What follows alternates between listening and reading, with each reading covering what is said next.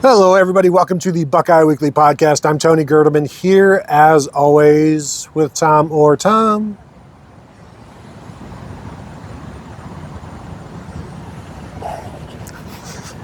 How's it going? Tony, there are a lot of bugs. Yeah. A lot of bugs. I don't know if you want to keep us standing out here Yeah, any that's longer true. than strictly necessary. Tony, you remember how excited Nathan R. Johnson was yes. for the new phone books? Mhm. That's me with the start of scrimmage season, because we're now under 3 weeks away, under 3 weeks away from the kickoff of the first Ohio State football game of the season, which will happen right in that stadium right behind us, right there.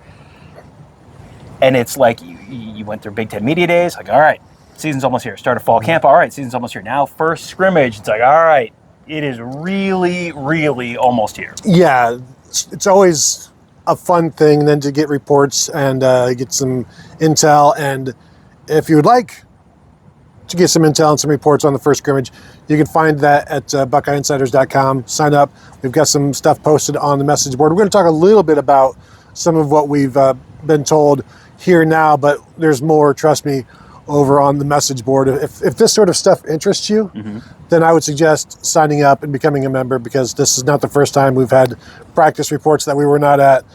So if that sort of thing is in your bailiwick, as Tim May would say, then go ahead and sign up. Would love to see you there. But today we're going to talk about three standout freshmen from today, three guys who had their moments. And I guess let's start at the most important position. Punter? Freshman. Oh. So we'll get to Joey McGuire on another show. That's the 2-hour live show. But no, Luke Fahey lost his black stripe today. And Tom, when we've seen him, he looks, one, comfortable, even though it's hard to find him at times because he's 5'11". I mean, he's listed on the roster as 5'11", which tells you 5'10 and a half max. Yeah. But is a quarterback's quarterback and has control of the offense, makes plays, did that again on Saturday. And because of that, and not just because of that, but the overall course of his camp, lost his black stripe, as predicted, Tom, by whom just recently on this very campus less than 3 days ago? I don't know. I'm guessing that Ryan Day saw this coming, so probably Ryan Day, maybe Billy Fessler, Arthur Smith, obviously knows. And this guy, Tom. We're not here to talk about the past. It's fine. Right. It is. However, we do need to talk about the recent past where we've been in practice, and boy, it just seems like stuff happens when he's out there. And true freshman, if Julian Sayin goes down and Luke Fahey has to go in, that's probably not good for Ohio State. Any true freshman getting thrown in there would not be good news. But I think my expectations for what Luke Fahey might be at Ohio State have gone up quite a bit every time we've seen him. It was right at the end of the spring game when it was raining and the fourth team defense was out there, but he was making stuff happen there as well. And he very clearly, I think, has passed Justin Martin. I think he was the fourth stringer in the spring, and he's passed Justin Martin now, where he's the third stringer. What was interesting was talking to Ryan Day after practice. It sounds like Luke Fahey maybe, and you never know how much of this is Ryan Day talking to the players through the media, but based on the way it was described to us, Luke Fahey might be closer to the second string quarterback than he is to the fourth string quarterback. Yeah, and that's a heck of a thing, as he's now basically in competition with Tavian St. Clair to be that backup. And if he continues to string days together and Tavian maybe doesn't, then you're going to see something interesting happen. But, just like you said, when we're watching the practices and we watched the first three or whatever, he reminded me of, remember watching Julian Sayin's first practices in the spring maybe, where he's making some throws that are like, that's interesting, that's unique, that's aggressive. Yeah. What I've seen from Luke Fahey is he's been aggressive, not careless, but just, sometimes you'll like see a throw and you look, who threw that? And it's like, wow, that was 13. That's Luke Fahey, that's the freshman. So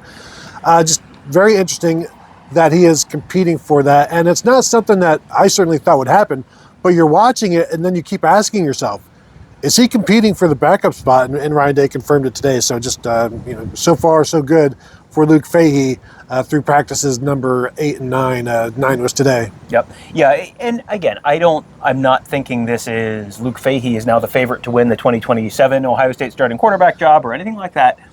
But he is someone who, you looked at the recruiting profile and it just didn't match. You had Julian Saint, who's a 5-star. You get Tavian St. Clair, who's a 5-star. Luke Fahey was, I think, a 3-star when he committed to Ohio State. And I think a lot of people looked at that and went, well, a guy who's not even 6 feet tall, he's a 3-star. Okay, this is just a placeholder. Maybe it doesn't feel like a placeholder to people anymore. We will see. Somebody who is definitely not a placeholder, Tom. Another freshman making some plays on Saturday, including, we were told, dragged a couple of defenders 10 yards into the end zone. Chris Henry Jr., who has made plays every time we see him. It's not spectacular stuff like Jeremiah Smith. And again, that's fine. Yeah, that is not the bar for interesting true freshman receiver. No, it's just he makes plays. Like, he moves the chains. He'll catch stuff down the seam. He'll catch stuff on a corner route. He just catches it, and boom, it's first down. Then you go again, and he looks completely comfortable out there. Ryan Day, talking with him after the scrimmage, said that he's had just a tremendous offseason and is no longer looks like a freshman, no longer is a freshman. You're kind of still this high school senior type of thing when you enroll early, but he had his growing pains, and even we said throughout spring, after spring, he just continued this trajectory through spring and has carried that through the offseason and now looks 100% like he belongs and had some really good moments today. Yeah, and that's one of those things where sometimes you hear names from inside practice and it's like, okay, that's, maybe that was a one-off, maybe this was one where this is just sort of, confirmation of the priors right now, where what we've seen, what we've been hearing, this is all very much in alignment with that. And he's an interesting type of receiver for them because he's an X, so like the big, strong, this is the Ben Victor position at Ohio State. This is the position that Jeremiah Smith's been playing the last few years. So he's kind of that role, but if he can be that big, strong guy who can go up, get the ball, drag defenders dragging 2 defenders 10 yards into the end zone is not a freshman thing. That is a well, okay, yeah, sure, he's a 4th-year guy and he's been, he's 23 years old, and that's not what this was, sounds like. So that is really intriguing, and I think I am generally very cautious with putting expectations on true freshmen. Earlier in the spring, it was like, well, maybe he'll be contributing by the end of the year. And then by the end of the spring, it was like, all right, maybe he'll be contributing by the middle of the season. And now it's kind of like, well, maybe he'll be contributing in September. And is that September 12th in Austin? We'll see. But he may be working his way into the rotation just sort of progressively earlier as the season gets closer. I kind of see him in the first quarter against Ball State. Yes. And the first quarter against Ball State tells me a lot less than week 2 in Austin. But I'm not saying he's starting week 2 in Austin. No. But he's out there in the first half against Texas.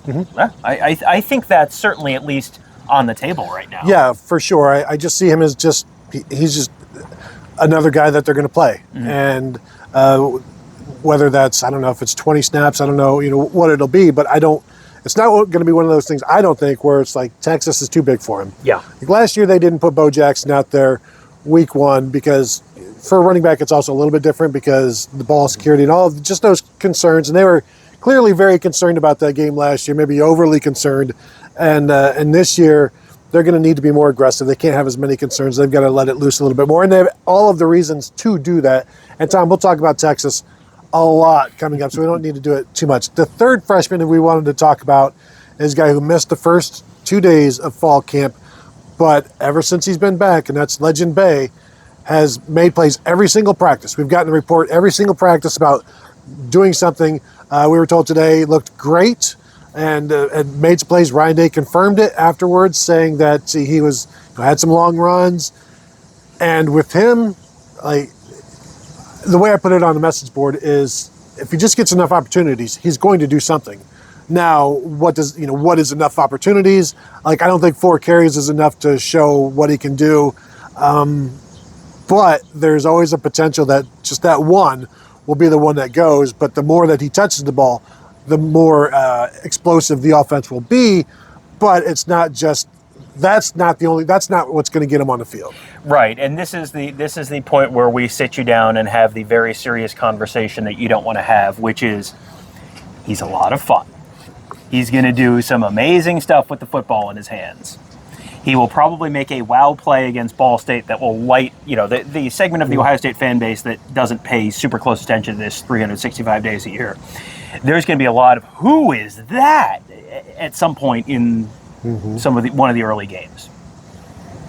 How much he plays, whether he's able to be on the field for 4 touches versus 6 touches versus 8 touches, a lot of that is going to be predicated on how is he in pass pro? Can they trust him in pass pro? Can they trust him to hang on to the football if he was returning punts on Saturday inside practice? Can he be trusted to hang on to the football if he is returning punts? Because doing something exciting, the do something cool play is great. You want to call that as often as you can. The first thing they're going to call is, the first part of that call is the don't lose the football part of that. You got to hang on to the football. They have to be able to trust you to do all the little stuff.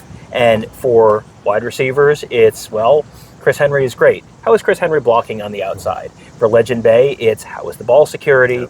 How is the pass pro, the blitz pickup, all that kind of stuff? Because if you can't just be the guy who does the one thing. And it's like, if he's in, that means you're going to hand him the football, because guess what? Defenses figure that out pretty quickly. You've got to kind of be able to do all the responsibilities of the position.